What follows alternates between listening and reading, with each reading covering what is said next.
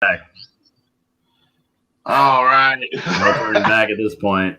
Yeah, there's no turning back. Exactly. It's a done deal now. We're officially live. So I appreciate you popping on, Tony. So it's morning there in Japan, correct? 9:15 in the morning. Yep. 9:15, correct. And it's Sunday, correct?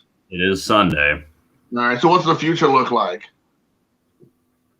The future is bright, literally. That's good. It's a real nice sunny day, real temperate. I think it's going to be about 52 high today.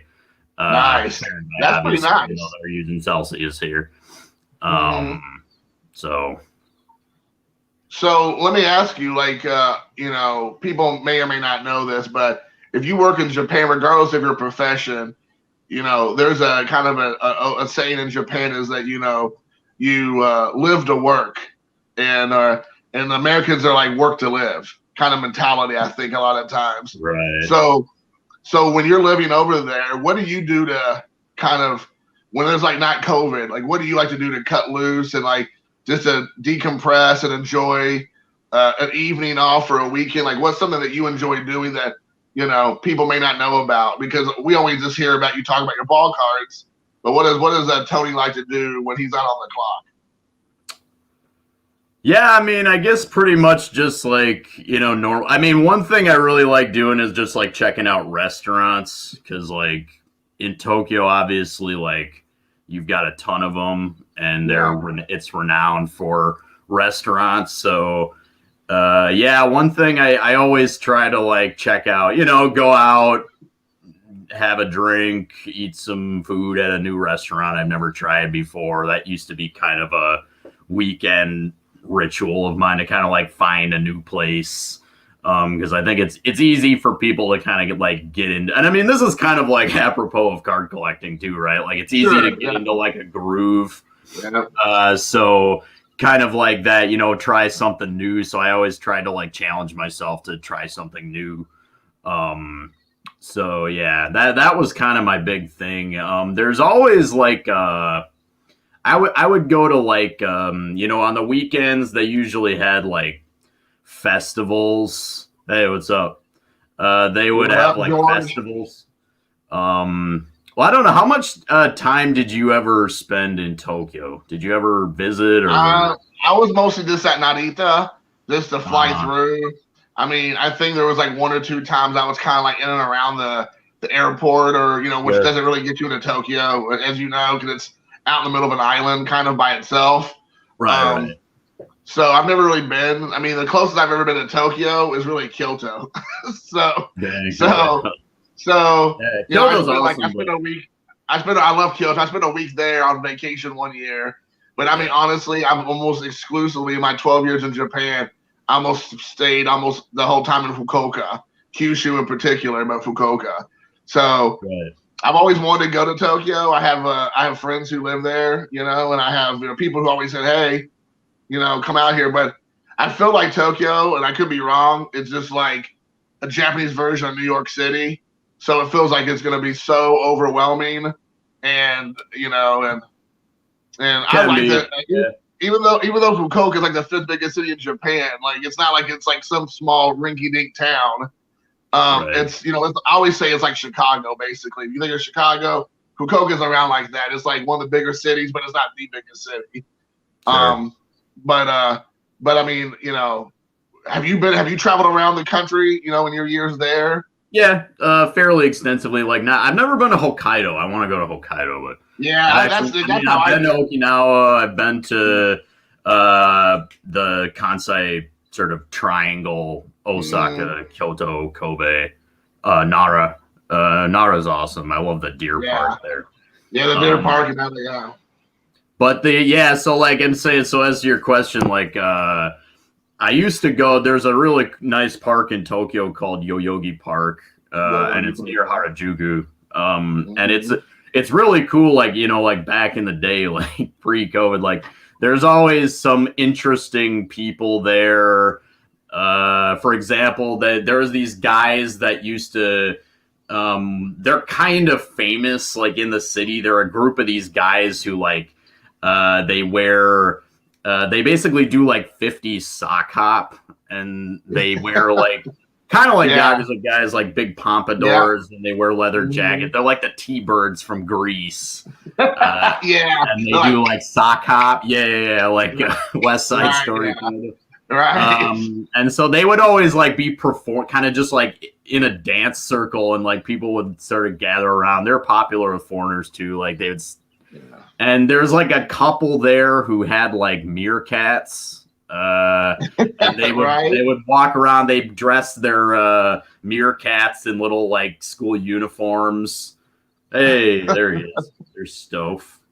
Yeah. They would dress their meerkats in like little like Japanese style seifuku, like school uniforms. Like the girl meerkat would have on like a little sailor school uniform, and the boy meerkat would have on like a gakuran, like the black with the buttons on it and stuff. It was just absolutely crazy. So oh my gosh, you see like just awesome. It's kind of like weird people coming out to just like hang out, and you'd have dudes playing like bongos and stuff like that. So it was basically Yoyogi Park is kind of my place, like back before in the before times. Right.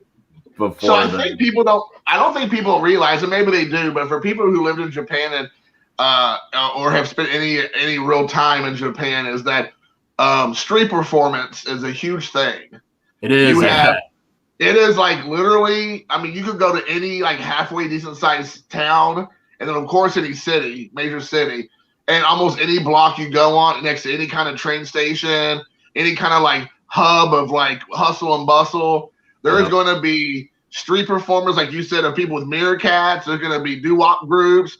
There's going to be like singers, like a guy playing guitar with like with the guitar case opened up. There's going to be rappers. There's going to be like dance troops.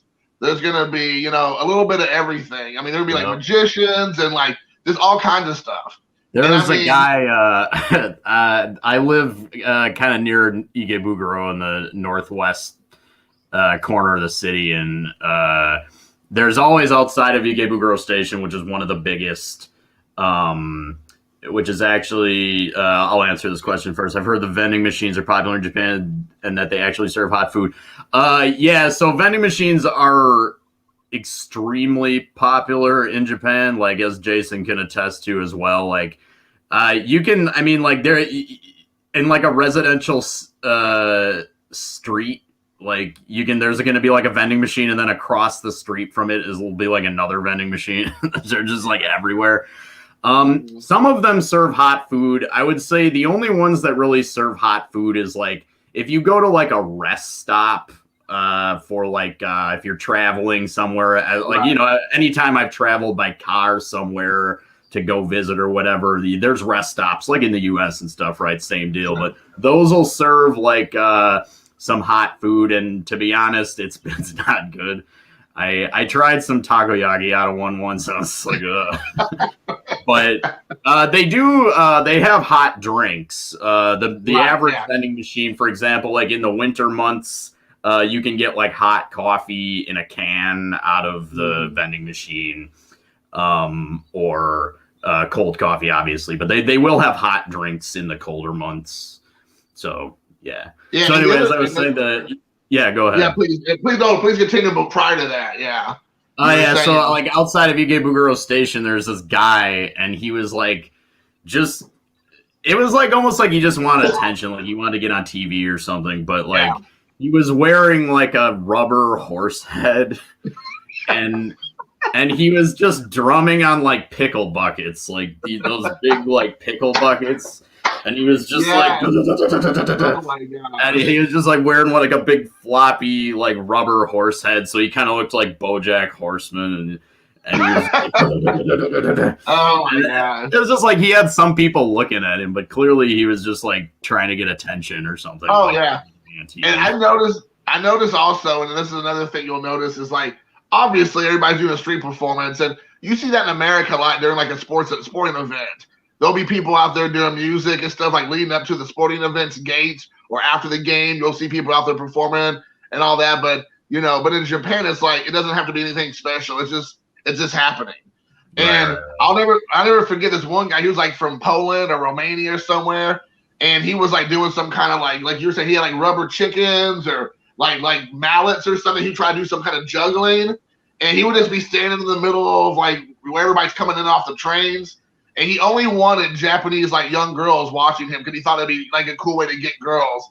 And if like any foreigners would walk over to him, he would get like really short with you, like, oh, you're blocking my view from all these other people. And it's like, what in the world? You're like out the middle of the street, dude. Like everybody's looking at you, and it's just you have some really weird characters.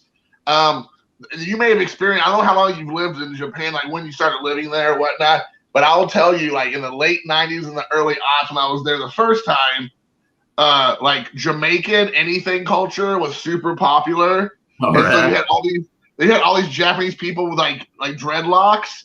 And they'd be like, and they'd have like anything they could find with like the like Jamaican flag or the colors. They'd be wearing it, and they'd have like pot leaves on all their clothes and their backpacks, and they walk up to you and they try to talk to you with a Jamaican accent because I was like I was not Japanese, and I'm like, and one time I kid you not, Tony, and you may have had this kind of experience of just like sometimes you just have to shake your head like, am I in another world?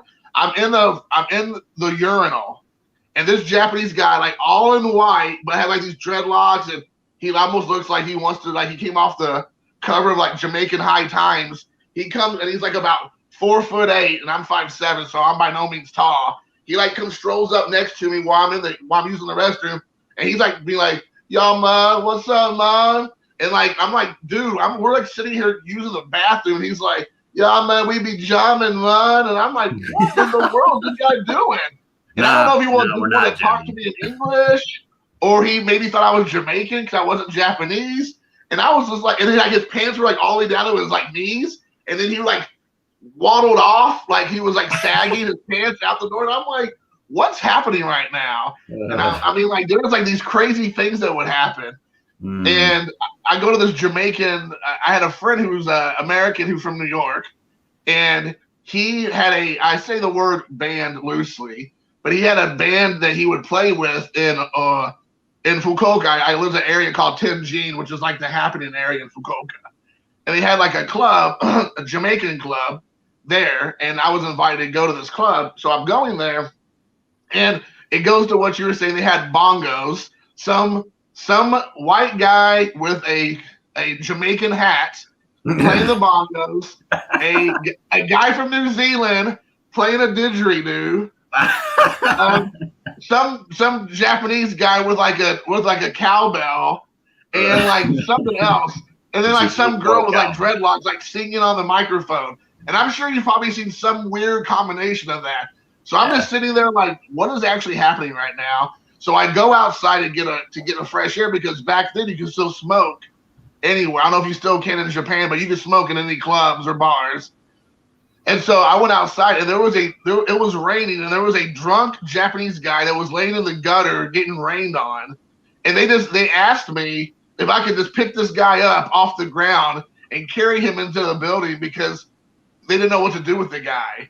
And I'm like, only in Japan are these like experiences.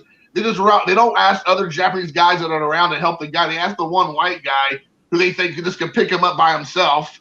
And like, you know, my Hulkalian effort to drag him into the building. And I'm like, dude, I'm just trying to get a breath of fresh air. Now I'm carrying a like 95-pound Japanese man out of the rain, underneath the steps. So people I don't think understand how wild it can get in Japan sometimes. I was approached one time. I was at immigration. I was at the immigration bureau, like renewing my visa. And I had kind of that experience where like this Chinese guy, we're all sitting with our little tickets, like waiting in line or waiting to be helped and stuff. And this Chinese guy had a question about the form he was filling out or something. And so he approached me and he was like, I got a question. And like, mind you, like in Japanese. Now, my Japanese is decent, so I could help him. But it was funny. It's like, you just, I mean, you got some balls, man, that you go to the only white guy in the room and just start speaking There's Japanese people everywhere. Like, right. but I feel like it's just maybe, oh, that guy will be friendly and approachable because he's foreigner. He's a foreigner and stuff. So it was kind of surreal even at immigration. I was like, okay, well, yeah, I'll help you, man, but I'm not sure why you picked me. Yeah, it really is mind-boggling. So you initially said that, you know, one of the things you enjoy doing is trying to check out new restaurants and things of that sort.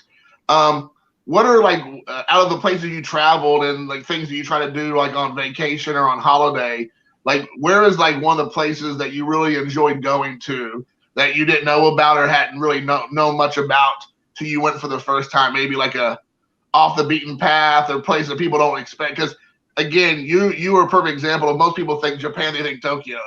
Like, there's so much more to Japan than Tokyo. Yeah, one time I went to Nikko in winter, and it was beautiful. Mountains with snow on them, and so I went to like a little onsen resort, hot spring resort, and had like bear meat for the first time.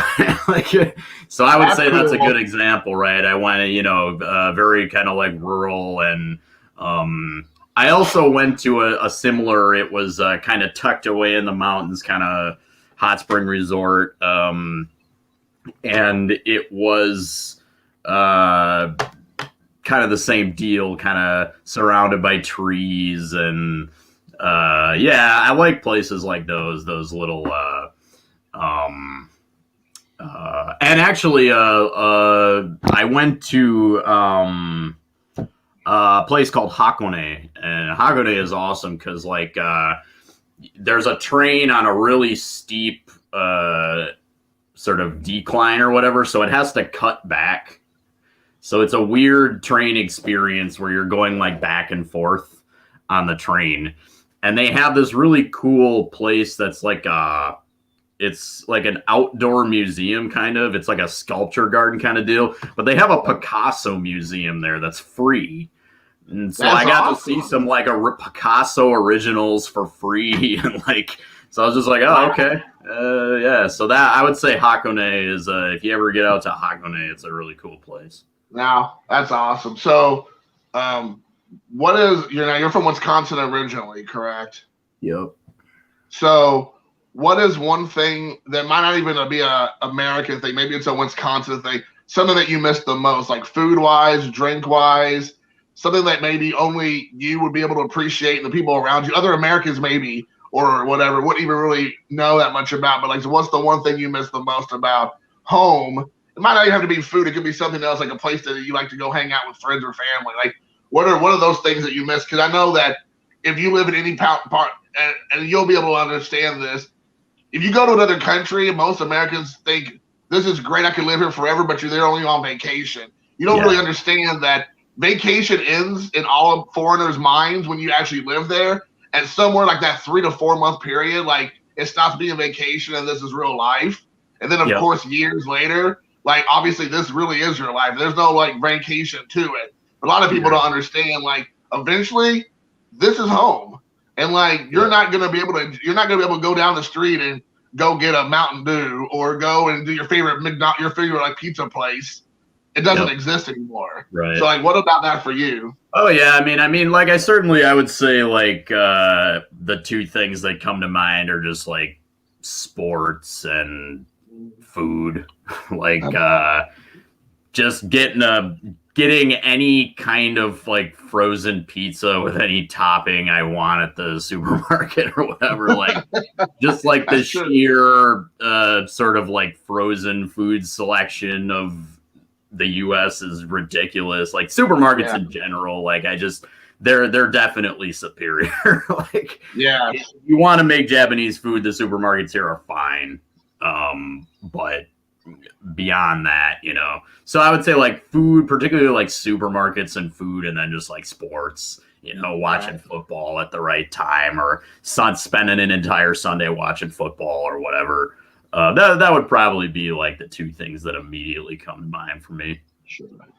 So switching the gears a little bit. So I know that we just talked about sports. Right now, are you going to be watching the Super Bowl next Sunday?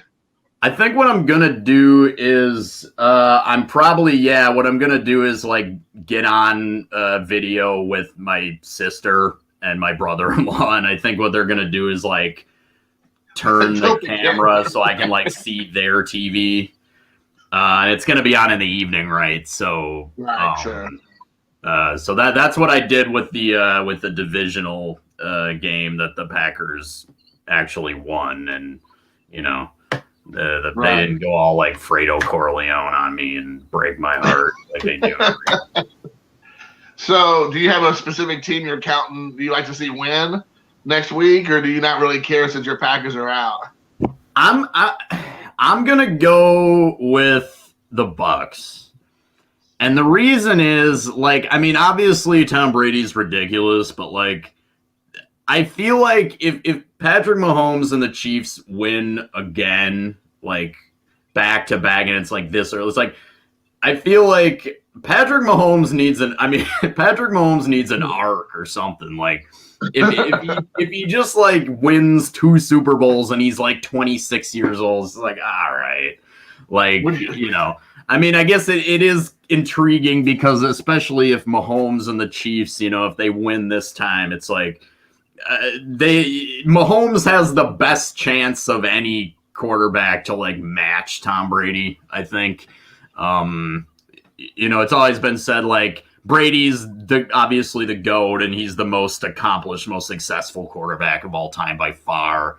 But like for example, like Aaron Rodgers is probably like more talented than Tom Brady. Like, down for down, there's really nothing that Tom Brady can do that Aaron Rodgers can't do, for example. But with Mahomes, I feel like it's like he's like Aaron Rodgers and Tom Brady in one or something. Because he's like already looks like he's just gonna be, knocking out the championships and stuff. But he's also kind of he kind of reminds me of Rodgers in his prime with the mobility and the fast release and things like that. So let me ask you this, because I don't know if you're hearing this much since you're in Japan, so if you're following lots of like sports talk news or stuff like that. But like since Brady got to the Super Bowl this time, I think that's the 10th time he's been in the Super Bowl in his career. So now the conversation I'm hearing a lot, because I'll watch a handful of talk radio, like news talk radio and things, sports radio. And like the conversation used to be kind of like Michael Jordan was like the GOAT of all GOATs, like across the sports, whatever you pick. But now they said because Brady got that 10th Super Bowl, and then of course if he wins, now they're starting to say Tom Brady is like actually surpassed Jordan as the GOAT of all GOATs. Like wherever you fall down on that kind of thing, or you think that you can agree with that or no, or I'm interested to hear that. Yeah, the thing about I would say with Jordan, obviously, like it's part of Jordan, I think, is kind of like the cultural impact of Michael Jordan.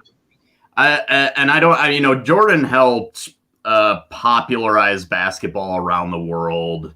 Yeah. And Tom Brady, I don't know that Tom Brady necessarily has the same cultural impact as Michael Jordan. Sure. No one's saying I want to be like Tom, but they will say that about Mike. Like Mike, right? So, I would say Michael Jordan is probably. I would still say you can't say that Tom Brady is kind of like above Michael Jordan.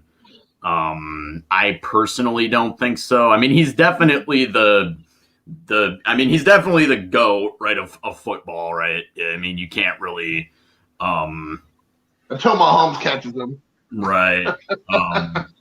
But yeah, I would say Jordan's kind of on his own pedestal, really.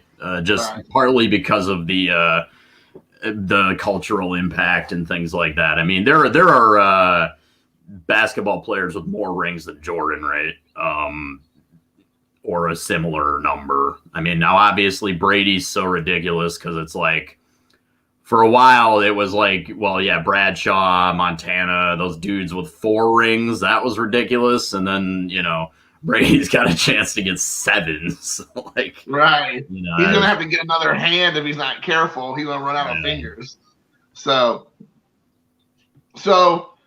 I think did you end up watching The Last Dance with Michael Jordan? Did you see that documentary? I haven't seen it yet. Yeah, I've been meaning to get around to it. Not a huge basketball guy, but I still think that would be interesting to watch for sure. Well, you know, I agree with you. Like, I watched it. Like, I have a friend of mine who had it at his house, and I was staying with him for a week in North Carolina, and he had it, you know, on the streaming service that he had, and I watched essentially the entire 7 episodes or 8 episodes or whatever it was, and I agree with you. Like, for me, it was more like Michael Jordan's more like a cultural icon. Like, you know, if you grew up in the 80s and the 90s, I mean, it was like Michael Jordan and like everybody else, especially as a kid growing up in there, you know?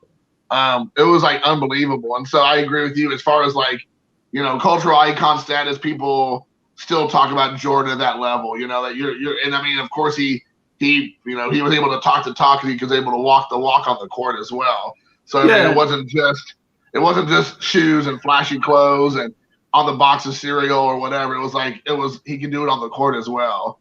But it's kind of like, for example, like personally, they always talk about the sort of the Mount Rushmore of this, the Mount Rushmore of that. For me, like, if you were to take like an American sporting icons Mount Rushmore, Michael Jordan, Babe Ruth, Muhammad Ali. And then I don't know who the other guy is. Like, you could make an argument. The first 3, I think, just bank it, right? Like, if you're talking cultural impact, kind of larger than life, Jordan, Ali, Ruth. But then, like, after that, I mean, there's so many, like, GOATs and spectacular, right? You could make an argument for Brady. But I don't know, Brady's, if you put him with those other guys, it seems like a little out of place. Because Brady, he's just, it's not quite like, no one's arguing that Brady's the greatest football player ever, basically. But it's not, he doesn't quite have that extra kind of, impact. But aura around him, that the other guys that I listed.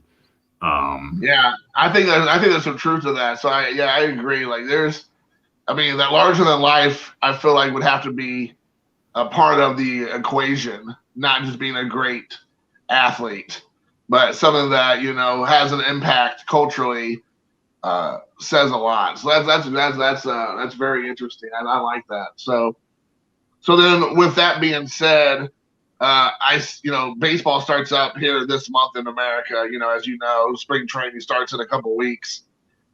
With Japan now. Does Japan start up here in baseball here soon too? Their spring training.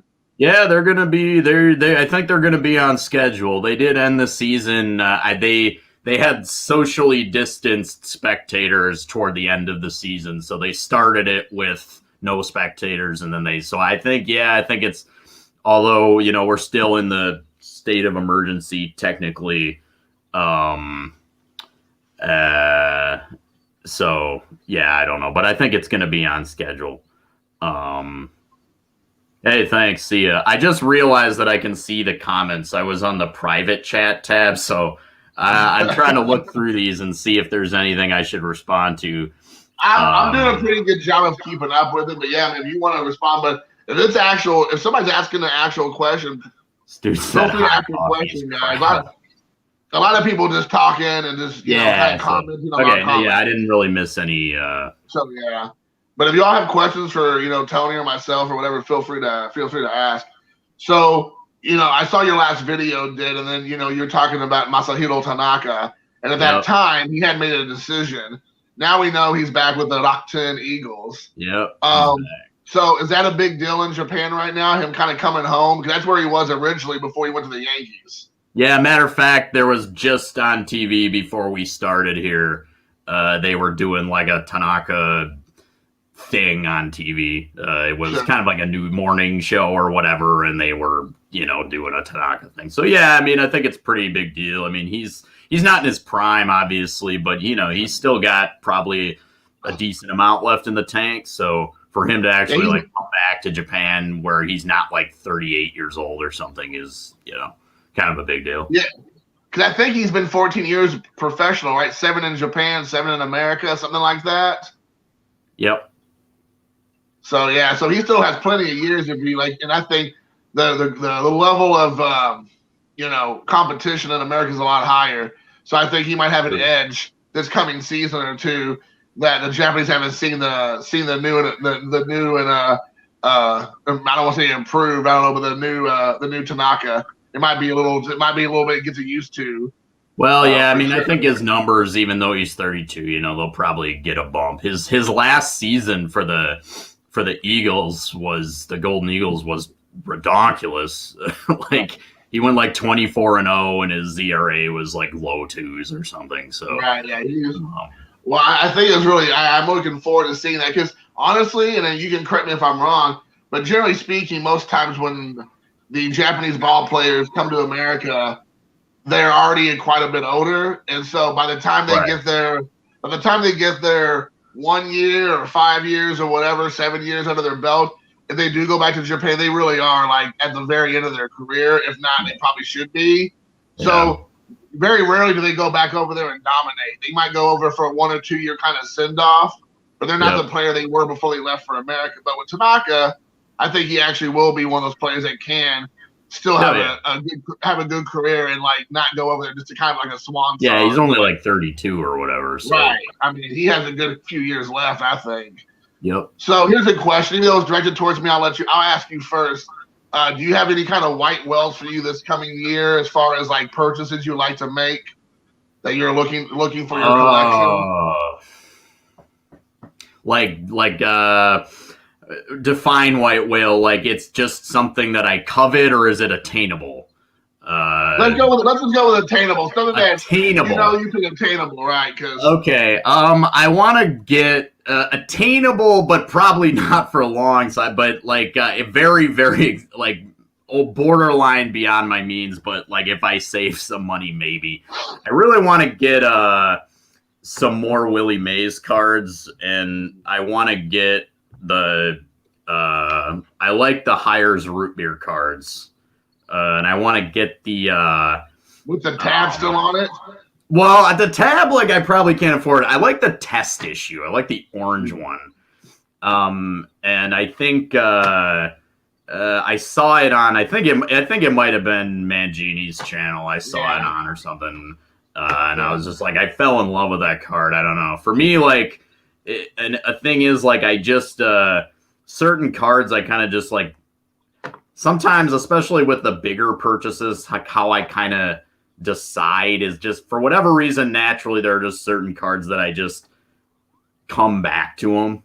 Like I keep coming back to look at it.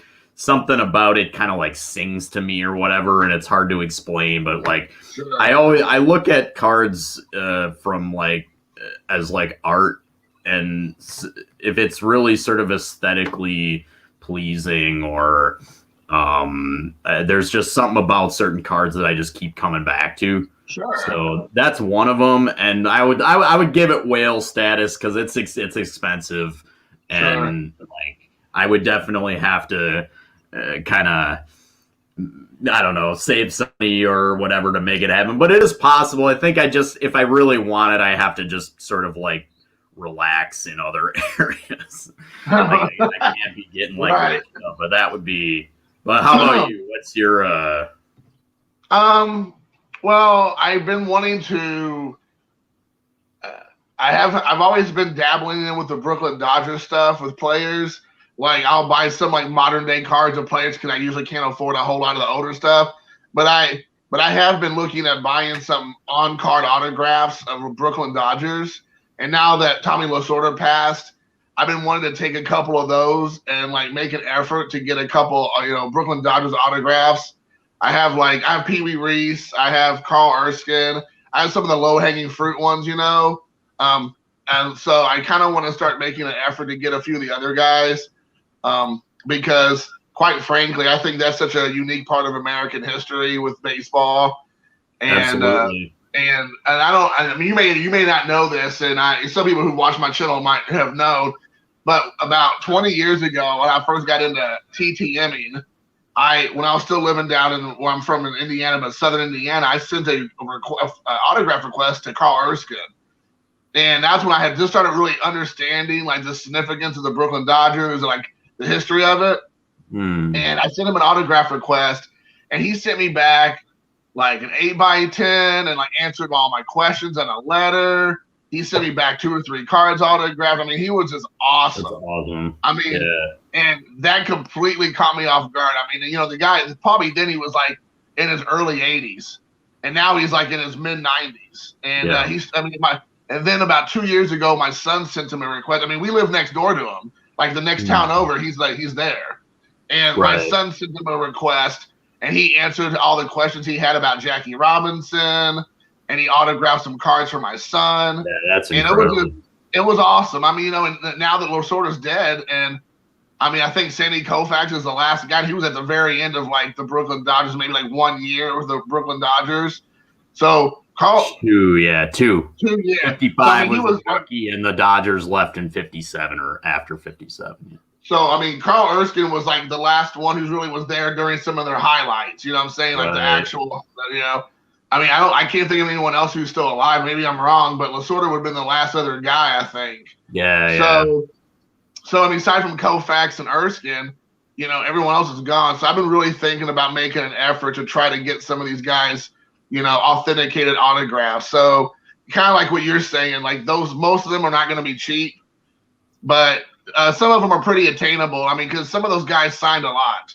Like Duke Snyder. He signed a lot. Gil Hodges signed quite a bit. So there are guys that you can get. But like the Sandy Koufaxes and the Jackie Robinsons and the Campanellas, those are going to be like my kind of white whales because they don't come up often. And when you do, you're going to be shelling out a lot of money. Yep. So. Yeah, and I bet I'm sure Sandy's not doing TTM. No, I don't think he is. Too big of a deal. Yeah. I heard that he was like, and I could be wrong, but I heard on somewhere on YouTube, I don't know how many years ago, but like apparently he was like in the past, like I heard he was kind of standoffish with like the fans, like he's not very like friendly, overtly friendly, like in a non-baseball environment, But they said like, apparently he went to he would go like I think he's in California if I'm not mistaken, that's where he lives or I believe.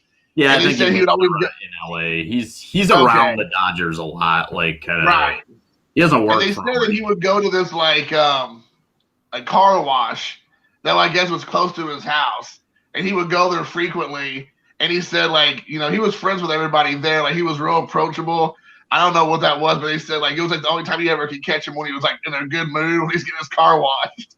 And I was like, maybe I just need to go and like scope out that place. Like that. He'd be like, hey, and I don't even work there, but I grab a towel. I'm like watching the windows. I'm like, hey, Mr. Koufax. And then at the end, I'm like, can you sign this? So, yeah, right. Yeah. That's funny. I collect Ichiro said, remember, Tony, you have 2 kidneys. Yeah, I should. I can sell one of my kidneys on the black market and get a Hires Willie Mays tested. Right. Yeah, that's gonna be a hard sell to your family back home. They're like, why are you into the hospital? You're like, I gotta get this Heinz root beer, Willie Mays, and I gotta get rid of one of these kidneys. Yeah. So, man. So let me ask you this. So, the Hall of Fame, happened. No one got elected in. What's your thoughts on it? Like where are you at? Do you think that, first about Schilling, and then do you think next year will Bonds and Clemens get in? What's your thoughts on kind of like, because those are the 3 guys that were kind of like the most realistic that could get in. Yeah, Bonds and Clemens, I don't think they're going to get in by ballot. It's been speculated, they're going to inch up, and then a lot of people have speculated, in the final year, the writers will kind of give them their I don't think so. I think at this point, the lines are drawn in the sand, and the older, I think Bonds was at 71 or something, which is like, so Bonds would need to get 4% to match the threshold. I think the lines are drawn at this point. I think each side is gonna die on their hill, right? You've got the Bonds no camp and the Bonds and Clemens yes camp. And I think Bonds and Clemens, they're gonna have to get in by committee. At this point, I don't think the writers are going to vote for them. Schilling, I don't know how much time he has left. I know he formally requested like take me off the ballot. Is this an ad? Pepino Man says, "Is this an anime chat?" It absolutely is. We're talking about Sailor Moon. We're talking about Yu Yu Hakusho or whatever. I'm like the last person. I'm not at all an anime guy. Like I've never really was into it. So yeah, I'm sorry to disappoint you, Pepino Man. So what was I talking about? Schilling. Okay, so Card Ranger says Schilling has 1 year left as well, so he's kind of in the same boat. You know, Schilling, I'm basically, I think he should get in. I got to be careful what I say because obviously opinions about Schilling can be taken the wrong way. I am not necessarily supporting Schilling's political positions or things like that. I mean, he is 3,000 strikeout club. You know, as far as I know, he's never had domestic violence issues or anything like that. Now, I will say that, you know, Schilling, everybody's entitled to their political opinions, right? And I don't like to get into politics or anything. I think part of it is perhaps not that Schilling has his own political views. That is part of it. Sports writing leans one way politically, and he leans another way politically for sure. Yep.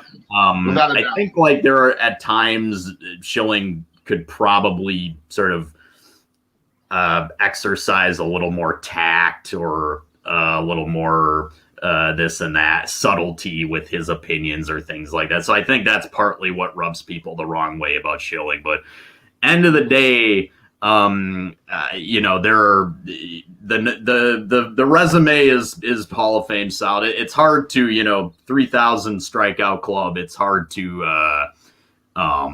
it's kind of hard to deny Schilling the Hall of Fame based on that, right? So yeah. You know, I would say his postseason. I mean, you know, his postseason speaks for itself. You know, I mean, he was, pretty much lights out every time he stepped up to the mound. So I agree with you. You know, I think it should be, you know, it should be matter what they did on the field. You know, if they deserve to get in, that's fine. You know, and I do find it to be somewhat hypocritical because if Schilling would be talking about what they wanted to hear, it'd be no problem. You know, he's in, no problem. And that's everybody's not here. He's not saying what they want him to say, so they're punishing him. And I think that's the problem. I agree. Well, let me ask you this, because this is kind of a hot take, but Schilling made a good point, and I'm kind of like, man, that's true. I never really thought of it like that. Why? What's your opinion about letting it go straight to the actual people who played the game? Let the actual Hall of Famers make the decision on it, or maybe like, you know, the Hall of Fame managers, the Hall of Fame players, whatever. Like those are the ones who pick the people instead of the writers, because, you know, obviously people being like, now there's a character clause that they're putting into everybody getting in or not. And I mean, it's only going to get worse before it gets better. So Schilling's not going to be the first one to down that hill. He's probably not going to be the last, or everybody's silenced because they're scared to say anything. Yeah. Because, you know, you could have like Mike Trout, let's say, you know, all of a sudden he like finds conservative religion or something and he says something. Now you keeping him out of the Hall, assuming he keeps going that direction with, you know, stats wise. So, you know, you just have to think about that. So what's your thoughts about moving it away from the writers and into like the Hall of Fame and let them make the decision? Yeah, I mean, for sure. Like he does have a point about like the people who are sort of like the writers weren't like in the game, right? So, at the same time, I think like when you do committee, and I think like most, as kind of an aside, I think most of the committees have kind of exhausted their usefulness. For example, basically all the Negro League greats that should be enshrined are enshrined. Basically, there's a committee for the real old school, and like, well, most of those guys are already in, right? I think like the Today's Game and stuff is still useful because of cases you're gonna get like Bonds, and I think those committees are gonna be necessary, at least to consider it, regardless of whether or not. So like I think he has a point. At the same time, it's like the committees. I think I don't want to say like cronyism, but it's like favorite. Like Harold Baines basically got in because like right. No, you're right. That's like, true. this time this guy and I played with this guy, so I think he should get in, right? Like, so I hate to be like the on the fence guy, like, oh, it's not black and white. Like, I'd rather have an opinion, but like, I think yeah. I feel like there could be like maybe a happy medium somewhere. I don't know what that might look like, but it is interesting. Now I don't know. Do you know like who votes in the NFL and the NBA Hall of Fame? Like, is it also the writers, or is it? I think it's writers. I think it's also writers. Okay, but yeah. So I mean, yeah, I agree. Well, I'll be the first one to admit, I don't know if you listened to Schilling. He was on a couple, like I said, sports radio shows over the week after the thing had happened. And he mentions multiple people that got in who are like known, like POSs essentially. And they got in and they had no problem getting those guys into the Hall of Fame. But, he himself, was being like, martyred, for a lack of a better word, I guess, and not going in. And so, like, the thing I'll say about the people like Ty Cobb and Slaughter, like, obviously that was way before, the world we live in now. So they obviously don't have, unless you go backwards in time and pull them out, which now wouldn't be surprising, quite frankly, if that's not a thing anymore, that you would go back in time and start pulling people out who don't align with modern day sensibilities. I surely hope that doesn't happen, but I can see it happening. But I feel like if there's a case to be made, if there's people that are already in the last decade or so getting in based on questionable, life choices. I mean, like Kirby Puckett, Kirby. I mean, he like sexual misconduct charges and harassing a woman and all kind of stuff. I mean, and he's celebrated. And it's like that was like right after his career. That wasn't like it was 20 years later. Wow. I mean, it was like right there. So, I mean, you like this guy who sexually harasses women and assaults them. He's a good guy. We get him in. But this guy's like, yeah, women shouldn't play with men, or men shouldn't play in women's sports. That's unacceptable. It's like, it kind of to me kind of seems a little bit, weird. I've said it is the Baseball Hall of Fame. It's not the Cub Scout Hall of Fame, right? So, right. I mean, basically, I do believe that unless something, right? Ray Lewis is another example, right? Right. Yeah, Ray Lewis, right. But I mean, yeah, and as he said, like Cap Anson was a venomous racist, and right. If Cap Anson can be in the Baseball Hall of Fame, then probably Curt Schilling. But yeah, those old times, they didn't have to deal with social media and stuff. Everything is so there's just so much exposure now. Everything is like just out there, right? Which is, I think, a worrying thing. So let me ask you this. Let me ask you this on the flip side then, because, we as an American might not see this as much as you in Japan. Now, is that kind of thing happening in Japan at all? Because Japan has a very sketchy history with racism and sexism, and that's modern day. That happens now, currently. Do you see the tide turning towards celebrities and sports people that partake in these type of attitudes and behaviors? Or do you still think they're probably a couple years or decades away before they have to, answer for those quote unquote sins? I mean, I don't really pay attention to celebrities or anything very much. I don't know that it's I don't think it's quite the same deal. I mean, it's kind of like, so I collect Ichiro, just like everything always turns into a political thing now, unfortunately. I think that's definitely, it's not like everything isn't like hyper ever, in the US in the current climate, everything is sort of made into a political thing or things like that. So it's not quite to that extent in Japan, but I mean, I would say in a positive sense, that you are starting to see a little bit more of kind of like reckonings with sort of tradition of the sort of how can I say, sort of inappropriate sexist behavior or things like. I think it's a little harder to get away with those kinds of bad things now, which is good. But I think like also, yeah, I mean, you don't have like, it's not like the same sort of like cancel culture or whatever. No. Like Japan doesn't have that.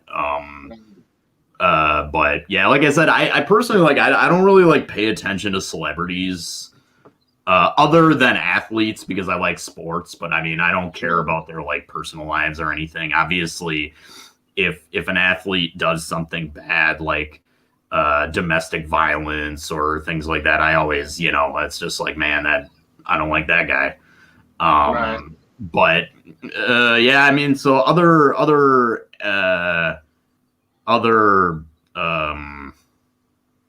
celebrities, I don't really pay attention, so I don't know for sure. Good. Well, I just know that Japan cares a ton about celebrity. That's True. Like a big thing in Japan now. Like you said, it's kind of hard to stay away from it, in my opinion. I mean, because it's like everywhere in Japan. I think it's maybe even more in your face than even in America, which is hard to believe if you can think about that. But like Pepino Man says, the only celebrity he follows is Zombie Collector, which right on, Pepino Man, go without saying, without a doubt. So let me ask you then: do you see yourself, once COVID hopefully kind of dissipates or whatever you want to say? Are you going to be making a trip back to America in 2021, if possible? Hopefully. That would be nice. Obviously, I haven't been back in over a year and things like that. My sister's wedding was the last time I was there, right. So that was like a year and a half ago. That was last September, or September 2019 or something? Yep, November of 2019. November. So it was right before the poopy hit the proverbial fan. I bet you have all kinds of vacation time built up so when you do go, you can go, right? Yeah, I can make something happen, I think. Yeah, for sure. I don't knowingly collect cards of losers, but I have Brandon Puffer's auto. What was that? Was it Puffer and Bong and Puffer card from like 2006? I don't get it. Someone explain it to me. Well, with Henry, sometimes it's a crapshoot of but there's a card that was like a rookie card or a prospect card, and on the names were Bong and Puffer or something like on the card. The two last names. Yeah, it was Jung Bong and like Brandon Puffer or something like that. And I'm like, did they do that on purpose or what? Because that was just so happened to happen on that card. So, I think our friend Rusty is still the king of baseball card names. Oh my gosh, that guy, dude. My mother went to school with a guy named Harry Ball. It was B-A-L-L-E, like Lucille Ball. Right. Sometimes you gotta wonder about like parents, like, why would you name your kid that? You know what I'm saying? Yep. Like, you just know that you're setting that poor kid up for failure. Well, when I was in Japan talking about names, like, Japanese people, obviously, they don't think anything about the way their names are for the Japanese. It's like no big deal because it's a Japanese name. But we in America, when we hear that certain names, you're like, whoa, I don't know, like Udai, I'm always you died. I'm like, no, I don't want to die. And they're like, you died. And then there's like Yuho and Miho and all that kind of stuff. And you always hear like Miho. I didn't even think of that. Oh man. Now it's like it's something you can't unsee once you see it. So you just tainted the name Miho for me. It's yeah, like, exactly. Oh, what's your favorite state? you had that Idaho, no one? Idaho, right? Like, Yeah. Well, I know like one of my first students was like, "Oh," I'm like, "What's your name?" She goes, "Miho," and I'm like, "Oh," and that caught me off guard. I didn't, and then even if I laughed, they wouldn't know why I'm laughing. I just was like, "Oh, okay." And then in the same class, I had a Yuho, and then I had a Udai. But then there was one that was really cool. Her name was Psycho, and I'm like, we don't say that in America in a good positive way, but it was Saiko. well, You know, Psycho, and I was mean, like, "Oh my the god!" Japanese they do play around with their own names, right? Like Right. they're big on making funny puns with their like because like you got all the a lot of female names ending me or ko, and Uh-huh. it's a common name ending for men to be skei, like Kensuke, That's good. Shunsuke, right? So that they'll be like. This is Bakako and Busumi, like stupid girl, ugly girl, right? Like, Nice. Yeah. so they do like play around with their own names, right? But yeah, it's funny. I didn't even think about like Miho. can't unsee it now. No, you can't. Well, I'll never forget. Like, I went to Japan for the first time in '98, and I'll never forget. I was at a school. I wasn't teaching. I was actually there with my now ex-wife, but I was there visiting, and she took me to her sister was a preschool teacher, and then she took me to like the teachers lounge. So I was meeting her sister's coworkers, and they asked me what my name was. And now we're all the same age at that time because a lot of teachers are real young in Japan, like especially preschool teachers. And so they're like in their early to mid 20s a lot of times, like right out of college, they get a job in a preschool. So we're all around the same age. So I remember introducing myself, and they're like, "What's your name?" I say, "My name's Jason." And so like a few minutes later, they start coming up to me, and they're like doing this, and I'm like, "What are you doing?" And they're like, I'm stabbing you like the killer Jason from Friday the 13th." Ah, okay. And but I have like a whole group of Japanese like little 20-year-old girls coming up trying to stab me. They're like, Jason. And I'm like, "No, I don't know Jason." And I was like, "Oh." But I mean, like, it was starting to freak me out because everybody just thought I would just automatically know that had to be the killer Jason. And I'm like, "No, I'm freaking out right now because you all just come up to me like you're gonna try to stab me." I just thought of if Pepino Man went to Japan because he's Caesar, right? It'd be like Caesar salad. I think that's what they'd think of. Yeah. Because like Caesar salads are like weirdly popular in Japan. I don't know. So if Pepino Man went, it might be like, "Oh, Caesar salad." Yeah, I think they always try to find anything that they can connect you with something, and they like boil it down to the least common denominator to try to like. I've gotten Tony Stark before, like Iron Man. Yeah. They like my name because it's easy. Tony. Well, that's an okay one to be called. Tony Stark could be way worse. Yeah. It could be Tony Soprano. Right. So I had a friend of mine who had blonde hair and blue eyes, and it was right at the height of DiCaprio's fame in Japan. And people used to think he was actually Leonardo DiCaprio just because he was white, blonde, and blue eyed. And so we'd be walking down the street, and there'd be people screaming, "DiCaprio! DiCaprio!" all the time in Japan. And we got free food, free drinks all the time because they thought they were getting it from Leonardo DiCaprio. And even though we would be like, "This is not Leonardo DiCaprio, his name's Josh," they're like, no, this is DiCaprio. And we couldn't believe it. It was like, crap. Like if you just happen to be anywhere near the vicinity of what a person might look like, then you might be that guy. So yeah, it's pretty crazy. But hey, man, I don't want to keep you. You said you want to do about an hour, so I want to make sure I respect your time. I want to make sure you get back to start your morning and drink your coffee or your Irish cream, whatever you want to do. And, I could hang out for 15, 20 more if that's cool. Okay. No, that's cool. Go. That's awesome. That's great. I can grow out my hair. Pass machete in Japan. Yeah. Machete. Yeah. Oh my gosh. He can wield katana instead of right. Machete, when he shows up, if you ever see Machete. Get Quentin Tarantino on that or whoever made that movie. I forgot. Yeah, Robert Rodriguez. Robert Rodriguez. Ah, right. The guy he collaborated with on right. Because Machete used to be it was just like a fake trailer, right? And On their Grindhouse. Tarantino's what was that called? Death Proof. Death Proof and whatever the Planet one Terror. called, the Rodriguez. Planet Terror.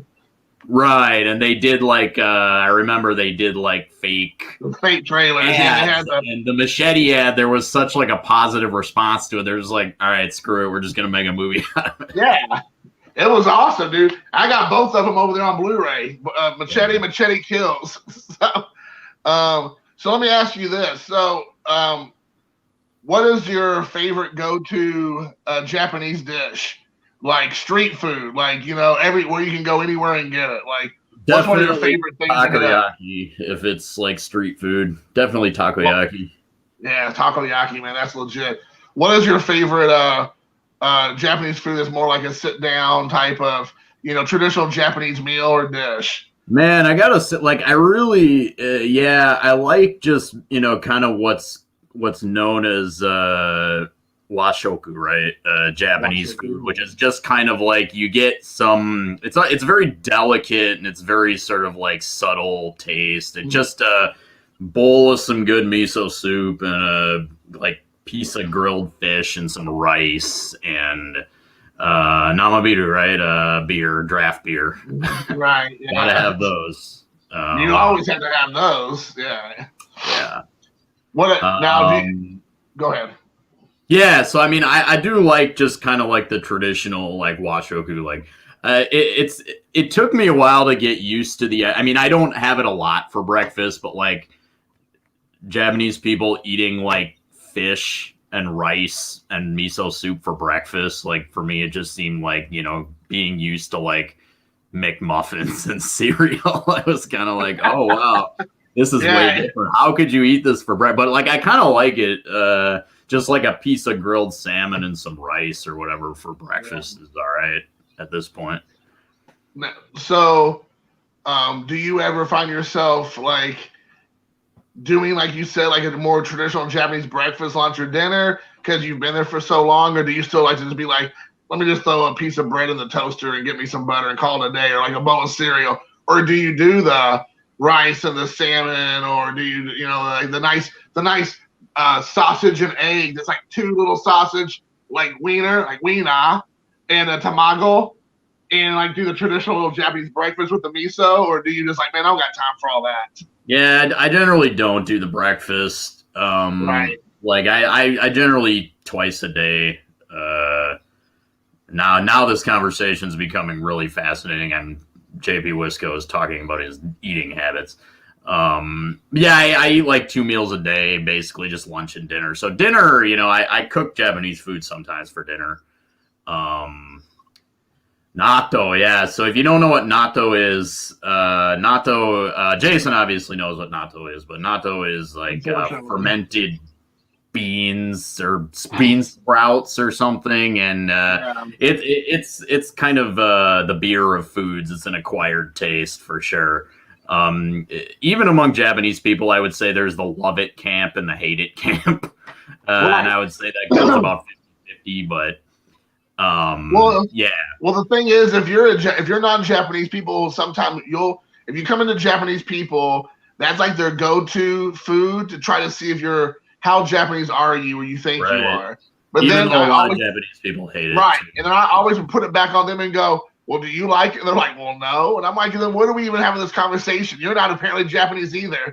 It's like, I mean, I wouldn't eat it every day. Like it's it's okay if I mix it with like yellow mustard, then it's okay. But like I wouldn't like eat it every day, certainly not. And like I'm not gonna front either, I'll be honest, right? Like if somebody was like, do you like it? I would be like, oh yeah, it's good. No, every time I was in the classroom, I would always be like, who wants my natto to my students? And they'd be like, I want it. I'm like, here, take it. I do not want to eat it. I try to avoid it at all costs. So yeah, for sure. Well, let me bring it back to, I want to ask you back to sports or whatnot. With baseball coming up, I don't know if you saw that Nolan Arenado went to the St. Louis Cardinals last night. Yeah.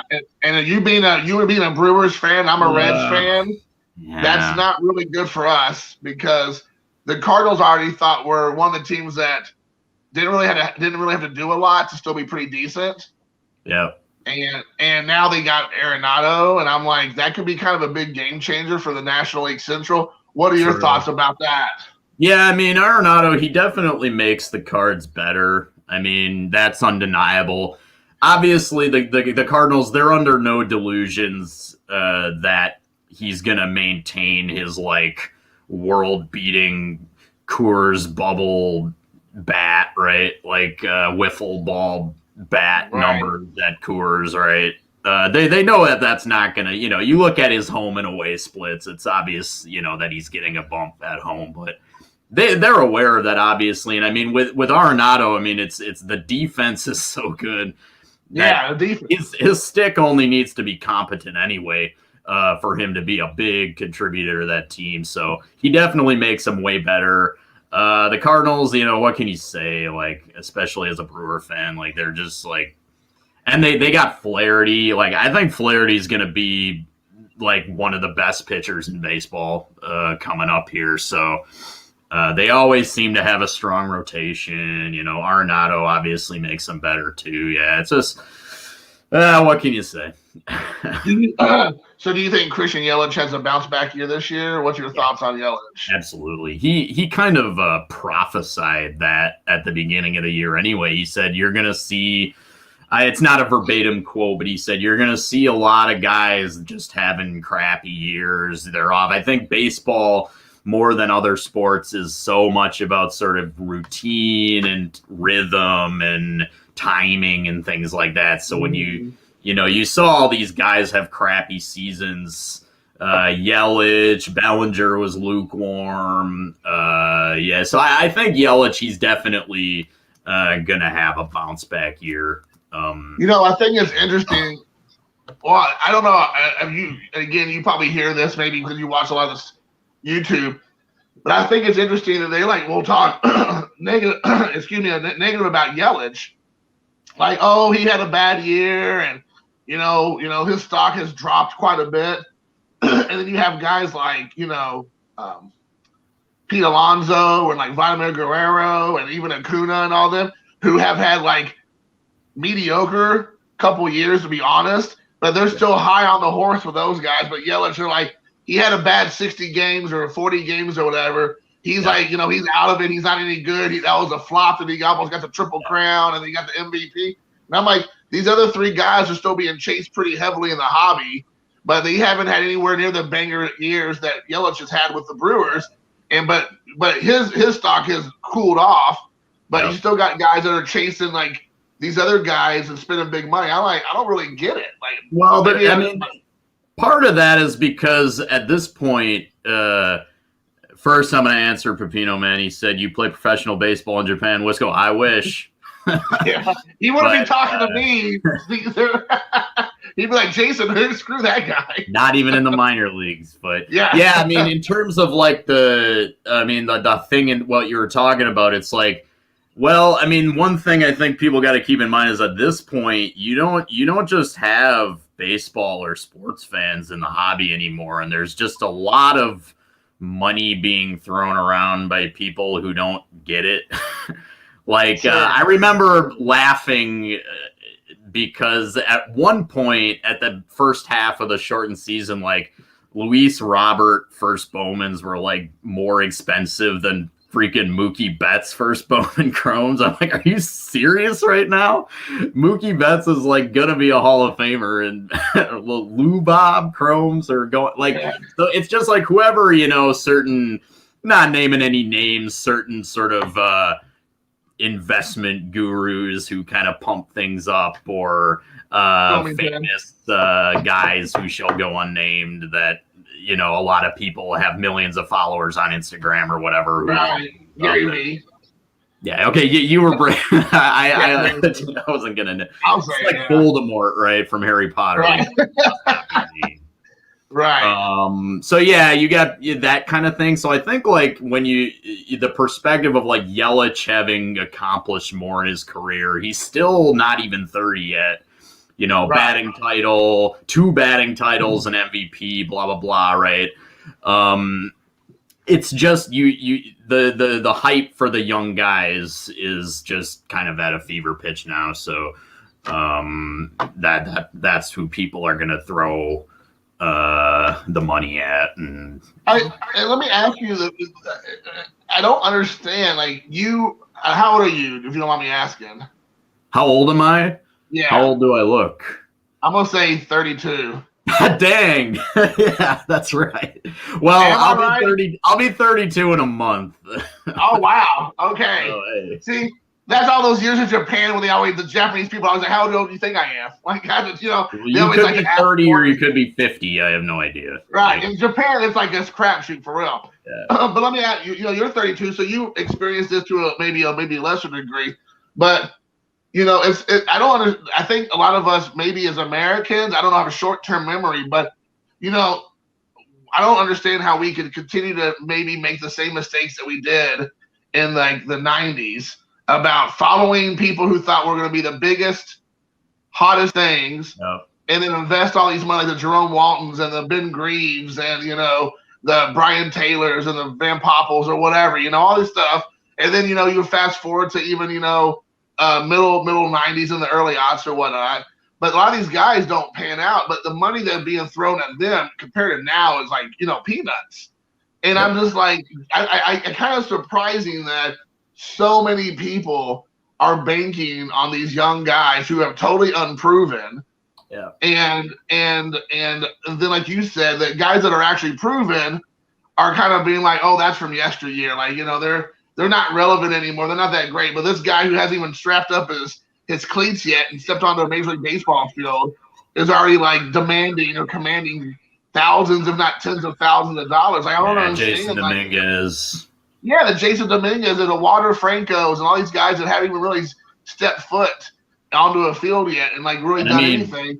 I don't understand like how people Wander, like the thing about it too is like in the hobby. I mean, if a guy like Francisco Lindor is not a hobby star, because he's not.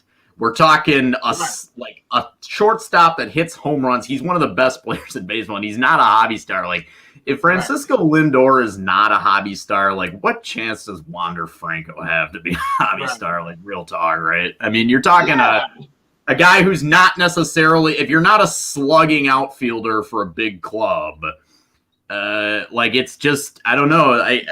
You know, people got to do what they got to do. But, I mean, if you plunk thousands on Wander Franco and Jason, it's just like, man, okay, you do you, but I don't know. But do you think mostly of it is it's just like it's like going to a casino and just hoping you can cash out?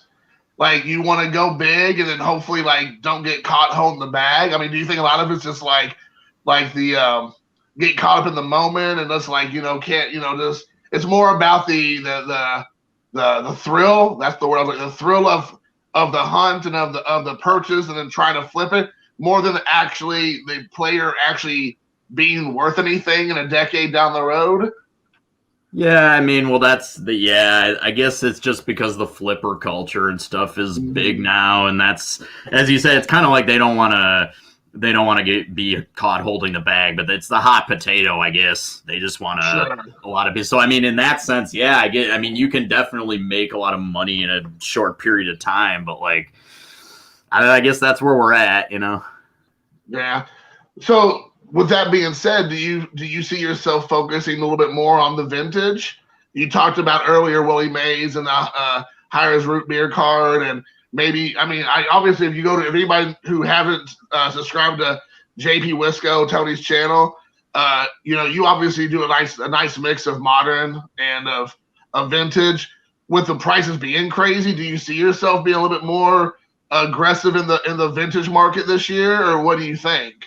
For sure. And I mean, like, before you were talking about how you kind of one of your goals was to do like Brooklyn Dodgers autos and things like that. I was hoping for a window to kind of bring this up, but one thing I'm doing is I've decided to put the 54 Brooklyn Dodgers team set together because, like I said, I've got the biggest boy, I got the Jackie, so I kind of want to, and so I got a few of them.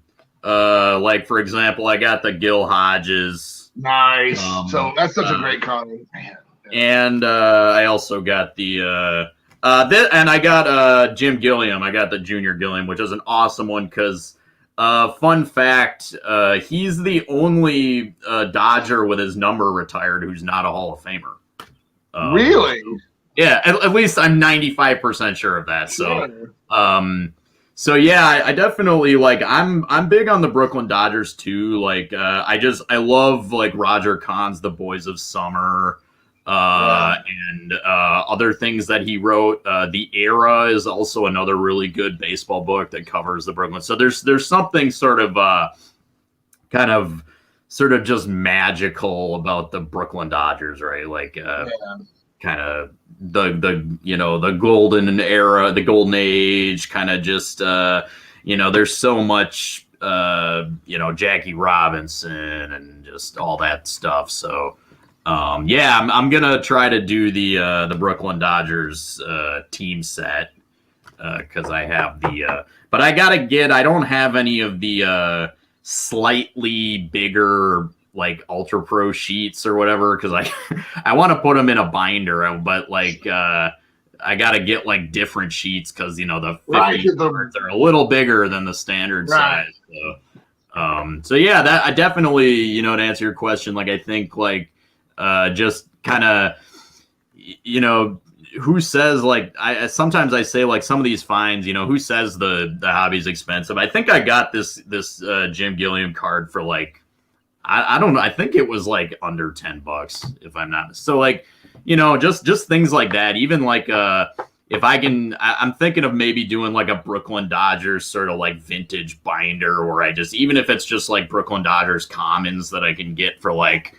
A couple bucks or a few bucks, maybe not a couple bucks, but a few bucks. Cool, make a cool binder of like Brooklyn Dodgers because like I said, I'm really into the Brooklyn Dodgers. Like I read The Boys of Summer and I was like, man, this is just like cool. So it is pretty awesome. I think that when I think about the teams and like you said, you read the books and then.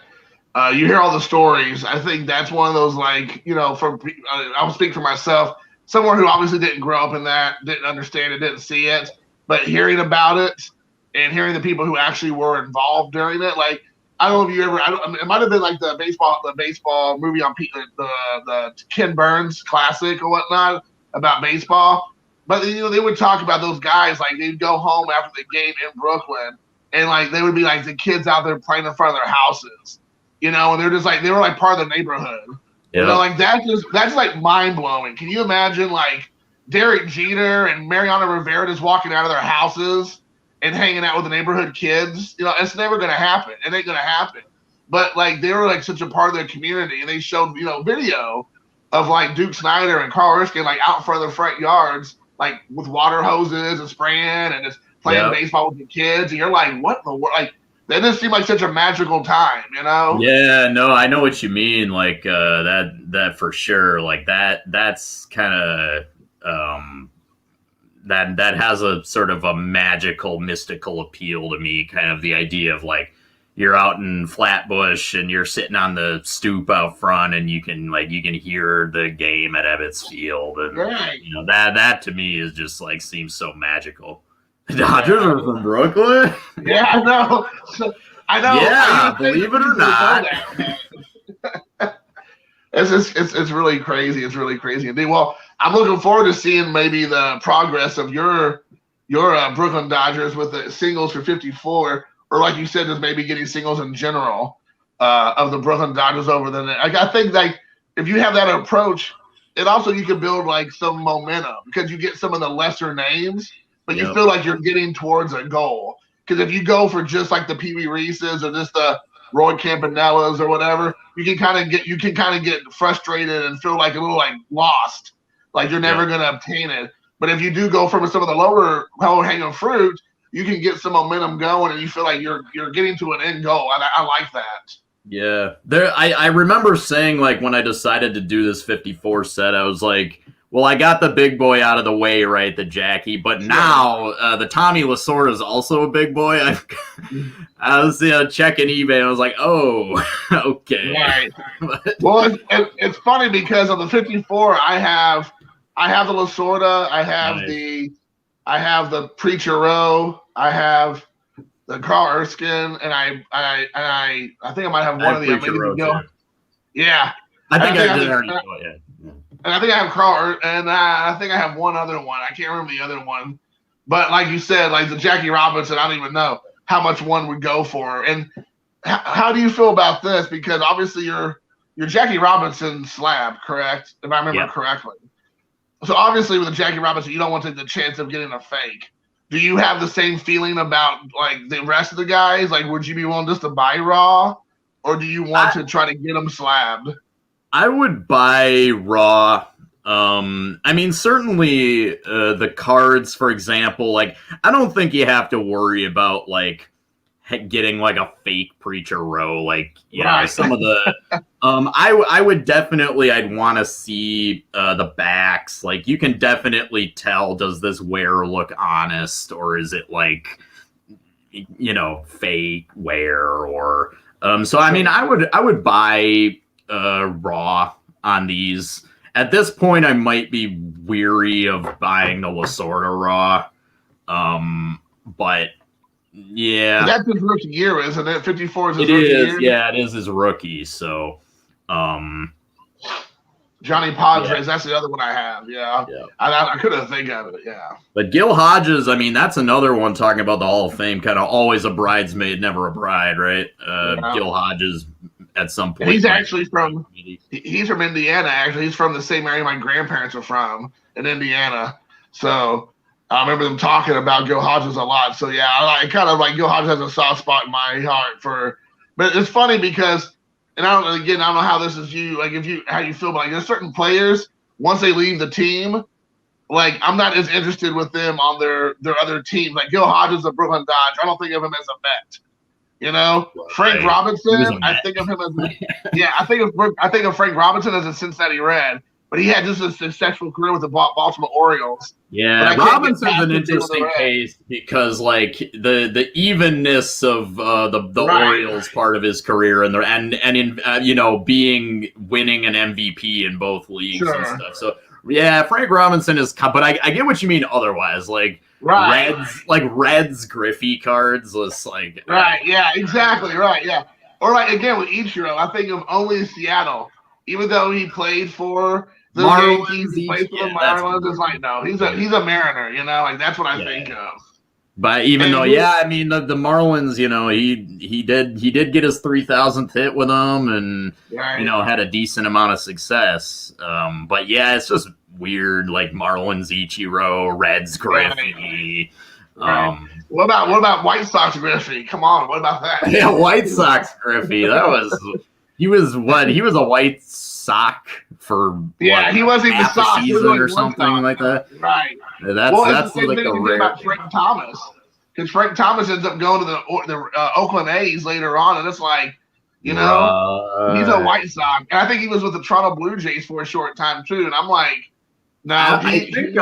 And speaking of Japanese players, I think Hideki Matsui was a Ray for like a couple games or something. Oh my gosh, dude! And then he was just like, "All right, I'm done. I'm retired." If you're a baseball player in like the 90s and the early odds, that's where your career went to die, was the Rays during that time, dude. I mean, like, and they had like Wade Boggs, Thomas, you know, like I'm trying to think of who else, like Jose Canseco, Fred McGriff.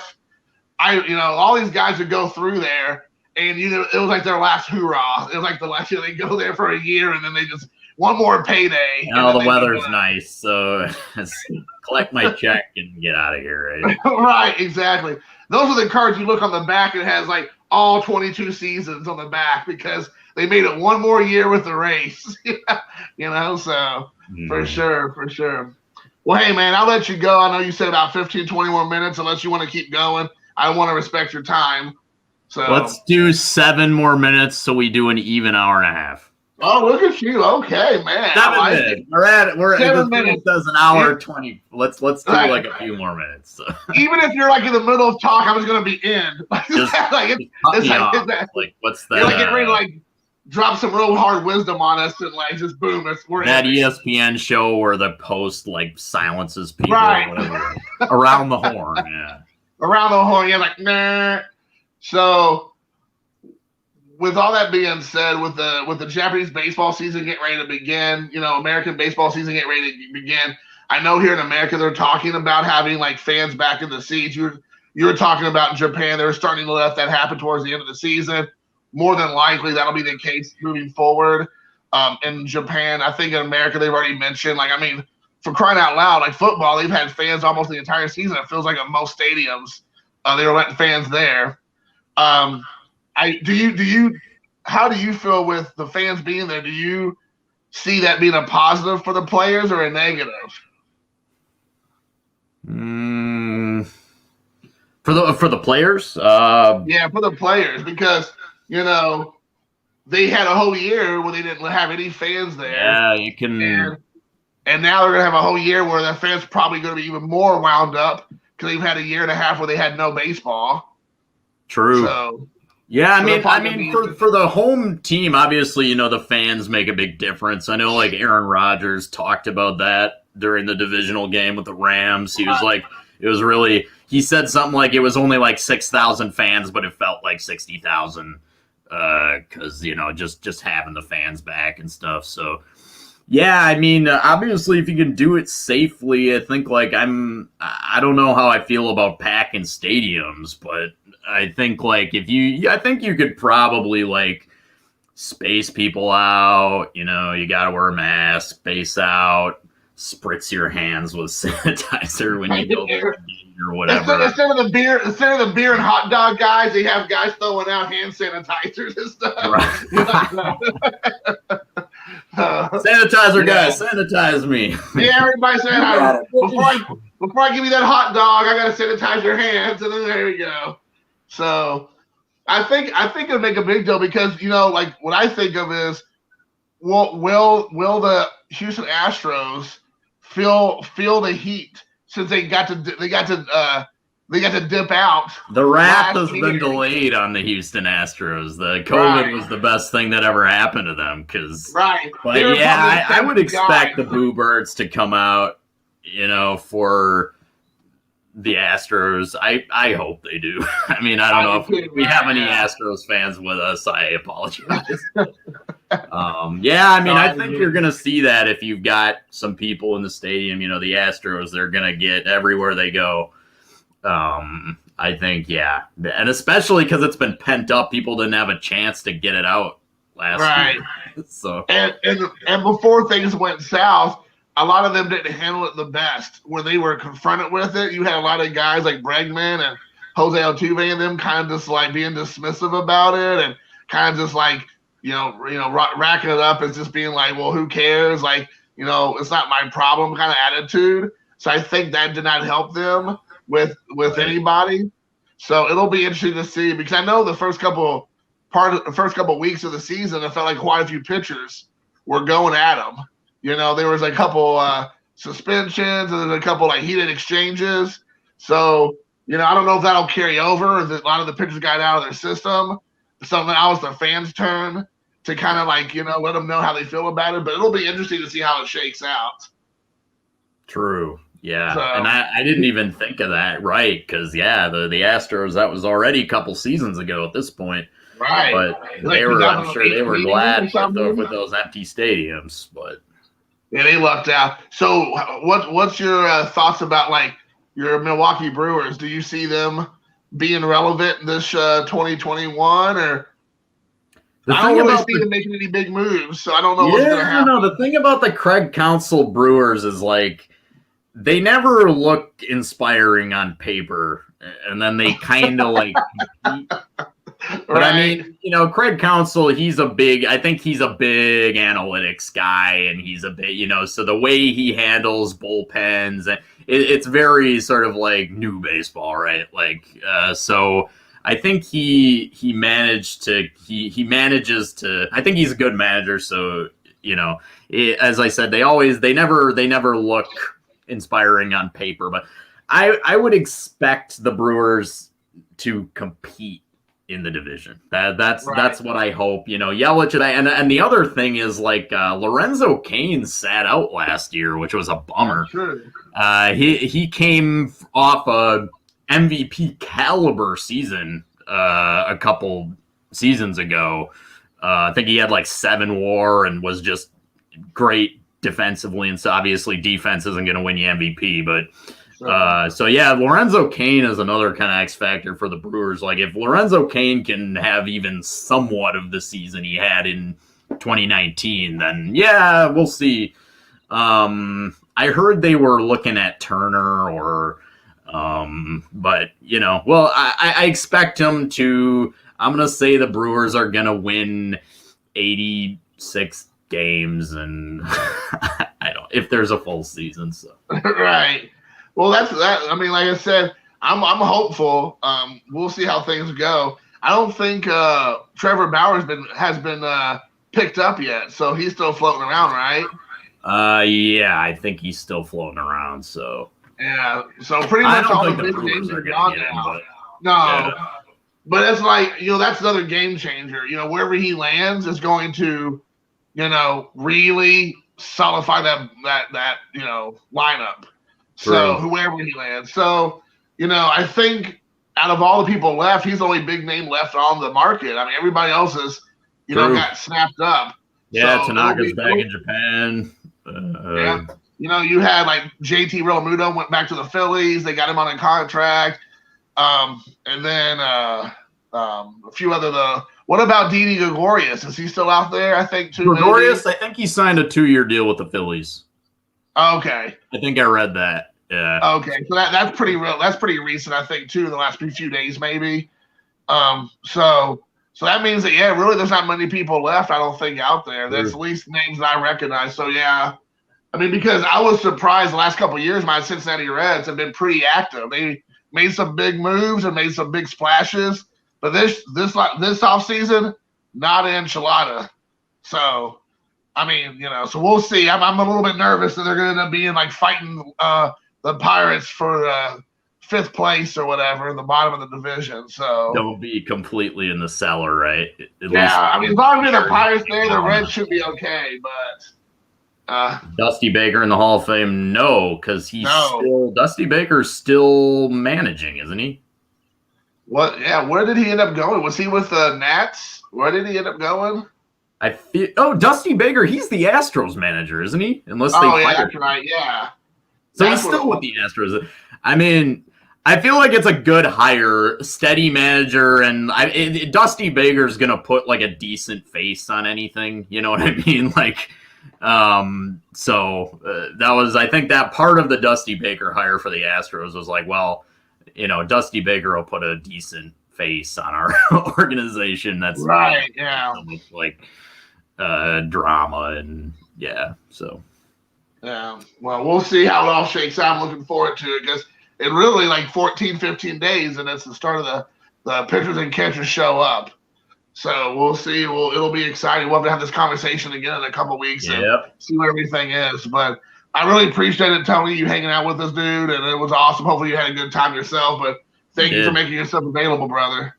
You bet. All right, man. We'll all talk to you guys later, and thank you for your time. Hope you all enjoyed as well. We'll talk to you soon. Yeah, you guys have a good evening. I'll see you later. Have a good one.